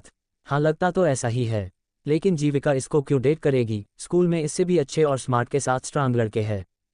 यूवी ये सब सुनने के बाद भी अनसुना कर रहा था। अब हमें शायद जाना चाहिए जीविका, रात होने वाली है और रात के वक्त कैंपस से बाहर निकलना मना है। यूवी ने कहा। जब दोनों अपने अपने कैंपस के रास्ते पे आ जाते हैं तो हमें जाना होगा अमो के, लेकिन कल हमें एक साथ प्रैक्टिस करना है, ये तुम्हें याद तो है ना? हाँ मुझे याद है, मैं फिर कल मिलूंगा। इतना कहकर दोनों अपने अपने कैंपस के लिए निकल जाते हैं। लेकिन जीविका कैंपस में जाने की जगह अपनी शक्ति को एक्टिवेट करके अपना वो कपड़ा पहन लेती है जो वो अपने साथ लेकर पूरे वक्त घूम रही थी। सोहेल यूवी के ऊपर हमला करने वाला है। देखते हैं ऐसे में यूवी अपनी शक्ति को सामने लाएगा या फिर नहीं। जीविका कहती है। जब सोहेल और उसके दोनों चेले यूवी को अकेले में बुरी तरह से मारने का प्लान कर रहे थे तो जीविका वो सुन लेती है। जीविका अब मेरा पीछा क्यों कर रही है, और वो भी इस काली बिल्ली के ड्रेस में? यूवी को पता चल जाता है कि उसके पीछे जीविका है, लेकिन तभी उसको किसी और के कदमों के भी चलने का आवाज़ सुनाई देता है। अब ये दूसरा कौन है जो मेरे पीछे है? यूवी कहता है और फिर उसको एक कागज़ स्कूल के छत से ठीक यूवी के पास आता गिरते हुए दिखता है। अब ये क्या है? यूवी कहता है, लेकिन फिर जब वो उस कागज़ को ध्यान से देखता है तो उसमें कुछ लिखा हुआ था। स्कूल के छत पे आके मिलो, मैं तुम्हारा वहीं पे इंतज़ार कर रहा हूँ। ये पढ़कर यूवी को अब कोई गड़बड़ लगने लगती है, इसलिए वो स्कूल के छत पे जाने की जगह वहाँ से अपने कमरे की तरफ जाने लगता है, लेकिन तभी जो कदम यूवी का पीछा कर रहे थे वो यूवी को पकड़ लेते हैं और कहते हैं, तुम्हें हम ऐसे तो जाने नहीं देंगे। सोहिल ने कहा है तुम्हें अकेले ऊपर लाना है, और अगर हम ऐसा नहीं करते हैं तो सोहिल हम पर तुम्हारा सारा गुस्सा उतारेगा। ये दोनों लड़के सोहिल के चमचे थे जो सोहिल के लिए काम करते थे। यूवी सोहिल का नाम सुनकर कहता है, अब ये मैं किस मुसीबत में फंस गया। अगर जीविका नहीं होती तो मैं यहाँ पे अपनी शक्ति का इस्तेमाल कर सकता था, लेकिन अब इस सोहिल नाम के मुसीबत से पता नहीं मैं कैसे निपटूंगा। CH-28 यूवी को सोहिल के दोनों चमचे स्कूल के छत पे ले जाते हैं जहाँ पे सर्द और तेज़ हवाएं चल रही होती है। सोहिल को जब सीढ़ियों से किसी के ऊपर आने की आवाज़ सुनाई देता है तो वो समझ जाता है कि ये लोग कौन हो सकते हैं। 4 तो तुम आ ही गए, तुमसे मिलना तो मेरे लिए बहुत ज़रूरी हो गया था। सोहिल यूवी को देखते हुए कहता है। सोहिल के दोनों चमचे यूवी को छोड़कर सोहिल के पास जाकर खड़े हो जाते हैं। यूवी फिर सोहिल से पूछता है, तुम्हें मुझसे क्या चाहिए? यूवी सीधे बात पे आते हुए कहता है, जिसके बाद सोहिल अपने एक आंख को ऊपर की तरफ करता है और कहता है, मुझे तो तुमसे कुछ नहीं चाहिए, मैं बस इतना चाहता हूँ कि मैं जितना बोल रहा हूँ बस उतना करते जाओ, बाकी ना तो मैं तुम्हें कुछ करूँगा और ना ही कोई और तुम्हें कुछ करने का सोचेगा।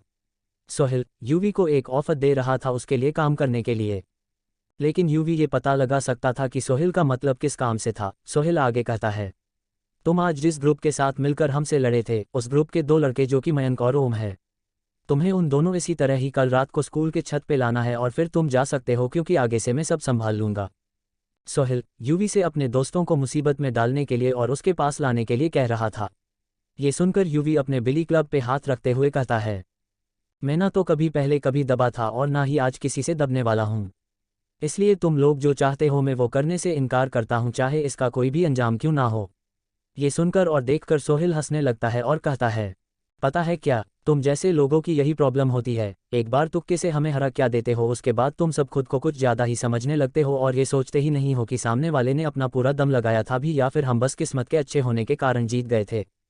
ऐसा नहीं है, हमने अपनी सारी ताकत से तुम्हारे साथ लड़ाई की थी और तुम भले ही अपनी सारी ताकत ना लगाए हो पर ये तुम्हारी गलती है, सही वक्त पे तुम्हें अपना पूरा जोर लगाना चाहिए था। यूवी इतना कहता है और लड़ने के लिए अपने बिली क्लब को बाहर निकालकर तैयार हो जाता है। बात चाहे कुछ भी हो, लेकिन अभी के लिए मुझे तुम जैसे कमज़ोर की ही ज़रूरत है जिसे मैं मार सकूं। तुम दोनों जाओ और इसको पकड़ लो, इसको हिलने तक का भी मौका मत देना और साथ ही इसके मुंह को भी दबा देना ताकि मेरे हमलों से इसके चीखने की आवाज़ बाहर ना निकल सके। ये सुनकर उसके दोनों चमचे तुरंत अपनी शक्तियों को एक्टिवेट करते हैं और यूवी के पास जाने लगते हैं। तुमने सोहिल की बात ना मानकर बहुत बड़ी गलती कर दी है, अब तुम्हें इसका काफ़ी ज़्यादा पछतावा होगा जब सोहिल का हर एक पंच तुम्हारे पेट पे लगेगा और जब तुम दर्द से चीखना चाहोगे लेकिन हम तुम्हें चीखने नहीं देंगे। तो उन 2 लड़कों में से एक लड़का कहता है और अपनी शक्ति से हवा को चीरते हुए एक एयर स्वाइप करता है। वो स्वाइप कमज़ोर था लेकिन किसी पावर लेवल 1 के यूज़र को नुकसान पहुंचाने के लिए काफ़ी था। यूवी अपने बिली क्लब को आगे करता है और फिर उस एयर स्वाइप को अपने बिली क्लब से रोकने की कोशिश करता है, लेकिन इसमें यूवी कामयाब नहीं हो पाता है, जिसकी वजह से यूवी पीछे की तरफ फिसलते हुए जाता है और दीवार से टकरा जाता है। यूवी अपनी शक्तियों का इस्तेमाल क्यों नहीं कर रहा है? अगर वो अपनी शक्ति का इस्तेमाल करता तो इस एयर स्वाइप से आराम से बच जाता है, लेकिन उसने ऐसा ना करके अपने बिली क्लब की मदद ली। वो करना क्या चाहता है? अगर ऐसा ही रहा तो सोहिल यूवी को काफ़ी बुरी तरह से चोट पहुंचाएगा। जीविका एक जगह से छिपकर ये सब देख रही होती है। यूवी के दीवार से टकराने से उसका HP कम होने लगता है। 20 में से 18 HP बाकी है। ये हमला इतना मजबूत नहीं था, इसलिए सिर्फ 2 ही HP की हानि होती है यूवी को। उसके मुंह से थोड़ा सा खून भी निकलता है जिसे वो अपने आस्तीन से पोंछता है और वापस से खड़ा हो जाता है। उसके खड़े होते ही उसकी तरफ एक किक आती है जो कि दूसरे लड़के ने किया था और ये काफ़ी तेज़ भी था, मगर यूवी उस किक को अपने बिली क्लब को 2 जोड़ों में बांध कर रोक लेता है। उसके अब दोनों हाथ में ही रोड के जैसा हथियार था जो उसने बिली क्लब को अलग करने से बना लिया था। ये अच्छा था, लेकिन तुम अब आगे कुछ नहीं कर पाओगे क्योंकि तुम अब फंस चुके हो, सोहिल कहता है, जिसके बाद जब यूवी अपने अगल बगल में देखता है तो वहाँ पे वो दोनों लड़के खड़े थे जो यूवी के पास झपटने के लिए बिल्कुल तैयार थे। पीछे में दीवार और आगे सोहिल चलते हुए यूवी के पास आ रहा था तो उसके अगल बगल में वो दोनों लड़के मौजूद होते हैं। लगता है मुझे यहाँ पे भी अब पिछले वक्त की तरह ही नीचे ना झुकने की वजह से पिटना होगा, इतनी शक्ति होने के बाद भी। ये बिल्कुल पिछले वक्त की तरह ही है, बस उस वक्त में किसी और स्कूल में था और इस बार में किसी और स्कूल में हूँ। यूवी कहता है जब वो ये चीज़ उसके दोहराते हुए देखता है तो पिछले स्कूल में भी वो किसी से नहीं दबना चाहता था जिसकी वजह से वो बहुत ज़्यादा पिटता रहता था और अब यहाँ पे भी ऐसा हो रहा था। यूवी बिना शक्तियों के इस्तेमाल किए इन सब से कभी भी नहीं जीत सकता था, इसलिए वो वही रास्ता चुनता है जो उसके पास आखिरी वक्त में बचता था। वो अपने शरीर को ढीला कर लेता है जिसके बाद वो दोनों लड़के यूवी को पकड़ लेते हैं और उसके मुंह पे अपना हाथ भी रख लेते हैं। तुमने बहुत अच्छा फैसला किया है। तुम वैसे भी हमसे नहीं जीत सकते थे और हमारा बस समय ही बर्बाद करते तुम, पर मैं पहली बार हैरान हुआ ये देखकर कि तुम हार भी मानते हो। मुझे तो था कि तुम अपनी आखिरी सांस तक लड़ोगे, सोहेल ने कहा। ये सुनकर यूवी एक स्माइल के साथ सोचता है, आखिरी सांस तक तो तब लड़ता ना जब मेरे जीतने की कोई उम्मीद होती। सोहेल अपने पंच को तैयार करता है और यूवी के पेट पे मारने के लिए बिल्कुल तैयार होता है। वो तुरंत अपने पंच को यूवी के पेट पे दे मारता है। यूवी ने भी अपनी आंखें बंद कर ली थी और सोहेल की चीख निकल जाती है। यूवी खुद की चीख ना निकलकर सोहेल की चीख सुनकर असमंजस में पड़ जाता है और फिर जब अपनी आंखें खोलकर देखता है तो सोहेल यूवी से कुछ ही दूर पे गिरा होता है। वो जब फिर अपने बगल में देखता है तो उसके बगल में वही काली बिल्ली की आकृति खड़ी हुई थी। तुमने मेरी जान पिछली बार बचाई थी, इसलिए मैं यहाँ पे अपना हिसाब बराबर करने आई हूँ तुम्हारी जान बचाकर, जीविका कहती है यूवी को देखते हुए। उसको इस बात की उम्मीद नहीं थी कि जीविका उसकी मदद करने के लिए आगे आएगी। उसको तो यही लग रहा था कि जीविका सिर्फ उसका इस्तेमाल करना चाहती है किसी वजह से, लेकिन उसको लगा नहीं था कि जीविका अपनी जान को खतरे में डालकर उसको बचाएगी। लगता है मैंने जितना बुरा जीविका को अपने मन में बना लिया था वो उतनी बुरी है नहीं, यूवी कहता है। यूवी के जो अगल बगल में सोहेल के चमचे थे वो यूवी को छोड़कर जीविका के ऊपर हमला करने के लिए आगे बढ़ते हैं, लेकिन जीविका तेज थी जिसकी वजह से वो उन हमलों से बच जाती है और फिर वापस से यूवी के पास पहुंचकर उससे कहती है, हमें यहाँ से निकलना होगा क्योंकि ये मुझसे भी ज़्यादा मजबूत है। भले ही हमारी शक्ति एक लेवल पे हो, मैं इसको नहीं हरा सकती हूँ। हम ज़्यादा से ज़्यादा जो कर सकते हैं वो सिर्फ यहाँ से भागना है। जीविका, जो कि यूवी से भी ज़्यादा ताकत और तेज़ी रखती थी, वो खुद सोहेल को ज़्यादा ताकत वाला कह रही थी। इसका तो यही मतलब था कि सोहेल सच में काफ़ी ज़्यादा ताकत रखता था, भी सिर्फ अपने पंजों की मदद से। कैटसोल, तुमने पिछली बार भी ऐसे ही मेरे काम में टांग अड़ाई थी, लेकिन इस बार नहीं, क्योंकि मैं ना तो तुम्हें यहाँ से जाने दूंगा और ना ही तुम्हारे साथ खड़े लड़के को। इतना कहकर सोहेल अपने शक्ति को एक्टिवेट कर लेता है और वो अपने पंजों को किसी बीस्ट के जैसे तेज और नोकीले कर लेता है, साथ ही उसके पास तेजी भी आ जाती है। हमें वक्त रहते यहाँ से निकल जाना चाहिए था, लेकिन अब ये काफ़ी हद तक मुश्किल होने वाला है, जीविका कहती है और यूवी को पकड़ लेती है, क्योंकि वो यहाँ पे यूवी को बचाने के लिए आई थी और वो यूवी को बचाकर यहाँ से वो ले भी जाने वाली थी। मेरे साथ चलो और मुझसे दूर मत होना, जीविका कहती है और वहाँ से तुरंत भागती है और जीविका के पीछे यूवी भी भाग रहा होता है। यूवी देखता है कि जीविका स्कूल के बिल्डिंग से नीचे कूदने वाली थी। ये देखकर यूवी की आंखें चौड़ी हो जाती है और फिर वो पूछता है, तुम पागल हो गई हो क्या? यहाँ पे तुम मुझे बचाने के लिए आई हो या फिर खुद के साथ मुझे भी मरवाने के इरादे से आई हो? फिर जीविका जवाब देती है, तुम्हें कुछ नहीं होगा, तुम बस जब मैं कहूँ तब छलांग लगा लेना। सोहेल ये देखकर तुरंत उन दोनों के पीछे लग जाता है। दोनों लड़के भी अपनी अपनी शक्तियों से यूवी और जीविका के पीछे अपना हमला छोड़ देते हैं। उन दोनों का हमला तेज था और वो काफ़ी तेज़ी से यूवी और जीविका के पास भी बढ़ रहा था, पर तभी जीविका कहती है, अब उसके इतना कहते ही जीविका और यूवी उस स्कूल के छत से छलांग लगाते हैं, जो कि 20 से भी ज़्यादा मंजिल ऊंची बिल्डिंग थी। उन दोनों लड़कों के हमले उन तक पहुँचते पहुँचते हुए रह जाता है। धत, ये कैटसोल फिर से बचकर निकल गई और इस बार वो अपने संग यूवी को भी बचा कर ले गई, लेकिन अगली बार ऐसा नहीं होगा। मैं ब्लैक सोल से मिलते ही उस पर हमला कर दूंगा, और रही बात तो यूवी की, वो कहाँ ही बचकर जा पाएगा हमसे। उधर जीविका और यूवी तो बच गए थे सोहेल के चंगुल से, लेकिन अब वो दोनों इस नए मुसीबत में फंस गए थे। जीविका जल्दी से यूवी के पास पहुंचती है और फिर यूवी को पकड़कर वो कहती है, मुझे टाइट से पकड़ लो क्योंकि हम दोनों अब एक क्रैश लैंडिंग करने वाले हैं। यूवी फिर ठीक वही करता है जो जीविका कहती है। वो जीविका को पकड़कर लिपट जाता है, जिसके बाद जीविका अपनी पूंछ को लंबी कर लेती है लगभग 10 मीटर तक, और फिर वो स्कूल के ग्रिल को पकड़ने की कोशिश करती है अपने पूंछ से। जीविका की पूंछ वहां तक पहुंच ही नहीं पाती है, जिसके बाद जीविका नीचे ज़मीन की तरफ देखते हुए कहती है, लगता है इस बार मैंने अपने इस प्लेन में ज़्यादा नहीं सोचा था। हम अब सीधे नीचे ज़मीन से टकराने वाले हैं, शायद हमारी मौत भी हो सकती है अब। 29 जीविका और यूवी के स्कूल के छत से नीचे की तरफ छलांग लगाने के बाद जीविका यूवी को लेकर छत से छलांग लगा लेती है। वो अपनी शक्ति के इस्तेमाल से अपनी पूंछ को लंबी करके बिल्डिंग के किसी भी फ्लोर के ग्रिल को पकड़ने की कोशिश करती है, लेकिन वो इसमें नाकाम हो जाती है, जिसके बाद जीविका को लगने लगता है कि उन दोनों की यहाँ पे या तो मौत हो जाएगी या फिर उन दोनों के ही हाथ और पैर टूटने वाले हैं। लेकिन ये देखकर तुरंत यूवी जीविका को छोड़कर अपने बिली क्लब को निकालते हुए कहता है, इस बार तुम मुझे टाइट से पकड़ लो। क्योंकि हम इस बार पक्का क्रैश लैंडिंग ही करने वाले हैं। जीविका बिना कुछ सोचे ही यूवी को पकड़ लेती है, जिसके बाद यूवी अपने बिली क्लब को किसी हुक की तरह इस्तेमाल करता है और ताकत से फेंकता है। अगर मैं सही हूं तो इसको उस ग्रिल से जुड़ जाना चाहिए, यूवी ऊपर की तरफ देखते हुए कहता है। पर तभी वो बिली क्लब का हुक वाला हिस्सा ग्रिल से जाकर लिपट जाता है टाइट से, और वो दोनों हवा में ही रुक जाते हैं एक जगह पर। लेकिन ये ज़्यादा देर तक नहीं रहता है, क्योंकि अब वो दोनों एक फ्लो पे तेज़ी से जाकर गिरते हैं।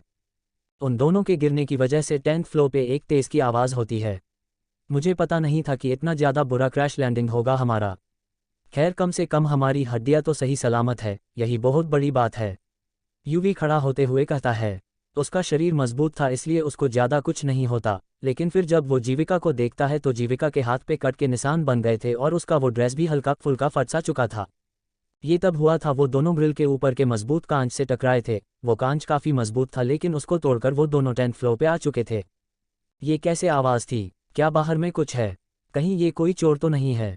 मैं तो नहीं बाहर जाऊंगा। अरे तुम तो फत्तू हो, मैं ही जाकर देखती हूँ। अगर कोई चोर हुआ था मैं तो उसको अकेली ही निपटा लूंगी। ये शोर कैसा? चलो बाहर देख कर आते हैं, क्या होगा। क्या लगता है? ये कांच के टूटने की आवाज़ थी। स्टूडेंट्स जो कई घबरा जाते हैं तो कई ये देखने के लिए अपने कमरे से बाहर निकलने लगते हैं कि क्या था बाहर में। यूवी और जीविका ये सुन लेते हैं। जीविका उठने की कोशिश करती है, लेकिन वो उठ नहीं पाती है क्योंकि उसके एक पैर पे मोच आ चुका था।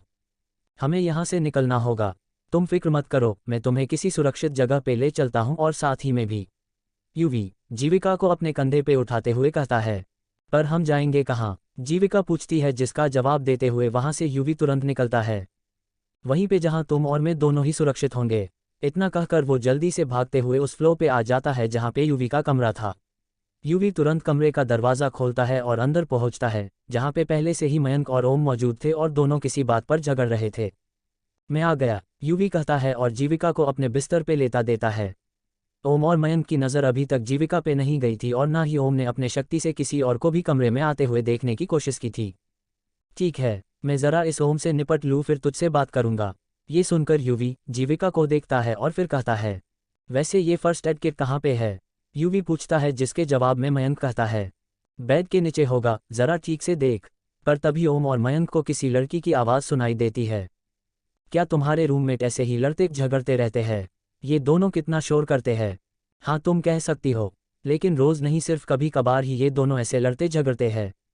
किसी लड़की की आवाज़ सुनकर मयंक और ओम लड़ना बंद करके यूवी की तरफ देखते हैं, जिसके बिस्तर पे एक लड़की लेटी हुई थी काली बिल्ली के ड्रेस में, और उसका चेहरा भी ढका हुआ था।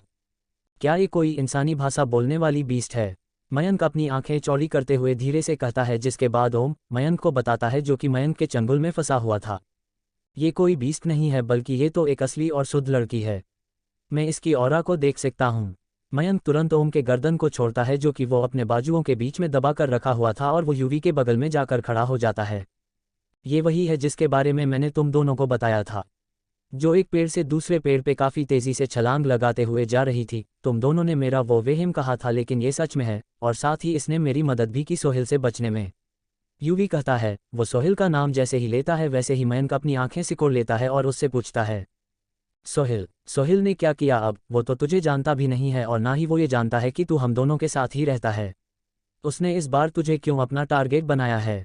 यूवी जीविका के को छोटे कट्स पर बैंडेज लगा देता है और पैर पे पत्तियां बांध देने के बाद कहता है, वो अभी भी नहीं जानता है कि मैं तुम्हारा दोस्त हूं या फिर तुम सभी के साथ ही रहता हूं। उसने मुझे ज़बरदस्ती छत पे बुलाया था, जहां पे वो खुद मेरा इंतज़ार कर रहा था। वो चाहता था कि मैं तुम दोनों के लिए जाल बिछाऊं और उसके साथ मिलकर तुम दोनों धोखा दूं। जब मैंने इनकार किया तो वो मुझ पे हमला करने लग गया। अगर ये कैटसोल नहीं आती तो शायद मैं अभी वहीं पे दर्द के चलते बेहोश पड़ा होता। यूवी सारी बात ओम और मयंक को बता देता है, लेकिन वो कुछ चीज़ें नहीं बताता है उन दोनों को, जो शायद ज़रूरी था भी और नहीं भी। सोहेल को अब सबक सिखाना तो होगा ही, उसका अब ज़्यादा ही हो रहा है। हम चुप है क्योंकि हमें कोई झगड़ा नहीं चाहिए, पर वो है कि हमारी चुप्पी को हमारी कमज़ोरी समझ रहा है। मयंक ने कहा। ओम काफ़ी शांत दिमाग का था, वो ज़्यादा बोलने की जगह ठंडे दिमाग से सोचने पे यकीन करता था और फिर जाकर कोई फैसला लेता था। उधर सोहेल को चिढ़ हो रही थी कैटसोल से। हर बार वो मेरे काम में टांग अड़ा देती है। जब भी लगता है कि मैं जीतने वाला हूं तो ये कैटसोल आकर मेरी जीत को हार में बदल कर चली जाती है, लेकिन अब अगली बार वो ऐसा कुछ भी नहीं कर सकेगी और ना ही वो मेरे काम में आगे से टांग अड़ा पाएगी। सोहेल कहता है। उसके दिमाग में अब कुछ काफ़ी ज़्यादा खतरनाक चीज़ चल रहा था। तुम दोनों जो 10th फ्लोर पे हलचल हो रही है, उसमें थोड़ा मिर्च मसाला लगाकर उन सबको बताओ कि ये इतनी मजबूत कांच आखिर टूटी किसके वजह से और कैसे। ध्यान रहे कि उसमें कैटसोल को एक काफ़ी खुखार बीस्ट की तरह दिखाना है जो कि कहीं से भागकर हमारे स्कूल में पहुंच चुकी है। सोहिल कहता है। वो दोनों तुरंत अपने काम पे लग जाते हैं।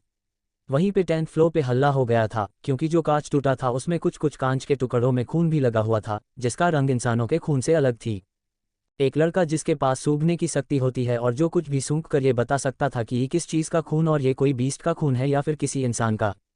ये तो अजीब है, इसमें तो 4 प्रकार के खूनों के गंध है, लेकिन इसमें सबसे ज़्यादा किसी बीस्ट के खून की गंध निकल रही है। क्या ये कोई बीस्ट था या फिर क्या था? साथ ही ये खून किसी बीस्ट का ही लग रहा है इसके रंग को देखकर, वो लड़का सोचते हुए कहता है। वो हैरान था कि एक ही शरीर से 4 तरह के भले खून कैसे निकल सकते थे। डीएनए भी तुरंत वो लड़का जांच कर लेता है अपनी शक्तियों से, लेकिन उसके दिमाग में कोई भी तस्वीर नहीं बनता है, यहाँ तक कि वो तो उन खूनों को पहचान भी नहीं पा रहा था। ये खून असल में यूवी का था जो कि कांच लगने से निकला था, लेकिन यूवी काफ़ी जल्दी ही हील हो जाता है जिसकी वजह से उसके घाव जीविका नहीं देख पाती है।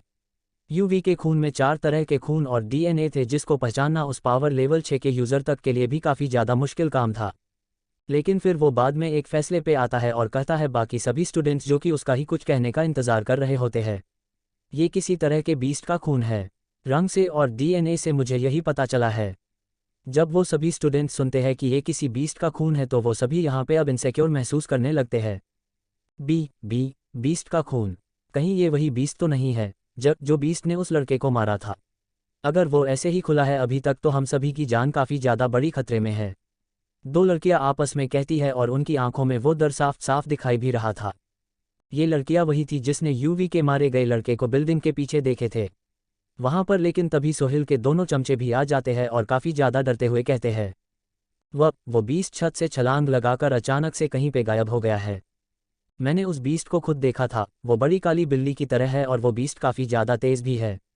ये दोनों अपना काम अच्छे से कर रहे थे। ये सुनकर उन सभी लोगों में से कुछ लड़के कहते हैं हमें इसके बारे में जल्द ही टीचर्स को बताना चाहिए इससे पहले कि इस स्कूल में उस बीस्ट के हाथों किसी की मौत हो जाए। इस बात पे कई सारे स्टूडेंट्स राजी थे और वो सभी एक साथ टीचर्स के पास जाने लगते हैं। ये देखकर सोहिल के चमचों में से एक धीरे से सोहिल की तारीफ करते हुए कहता है अब कैटसोल को टीचर्स और स्टूडेंट्स ही संभाल लेंगे। चाहे कुछ भी कहो, लेकिन सोहिल का दिमाग सच में काफ़ी ज़्यादा खुराफाती है। उधर अचानक से कई स्टूडेंट्स के शोर को सुनकर मयंक और यूवी कमरे से बाहर निकलकर देखते हैं। ये क्या हो रहा है? इतने सारे स्टूडेंट्स आखिर जा कहाँ रहे हैं? क्या कुछ बड़ा हुआ है यहाँ पर? मयंक कहता है, जिसके बाद यूवी एक किसी से पूछता है ये यहाँ पे क्या हो रहा है और तुम सब ये एक साथ कहाँ पे जा रहे हो? यूवी का सवाल सुनकर वो लड़का बताता है स्कूल में कोई बीस्ट घुस गया है।